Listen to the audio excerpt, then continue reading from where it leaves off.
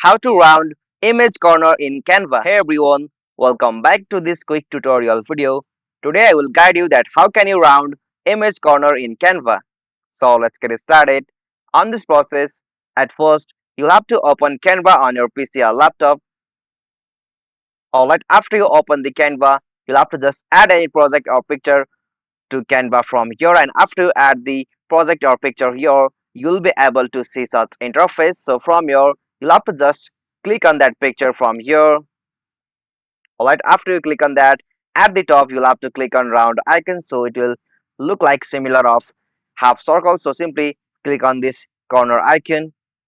Okay, so from here you can easily round your corner of your image. So from here you can easily increase or decrease the intensity of the corner. So from here you can, as it is, decrease or increase the corner of your picture, and after you set it you can easily do it. Although there is another method for that. Click on elements here at the left, and from here in the source field, source for frame,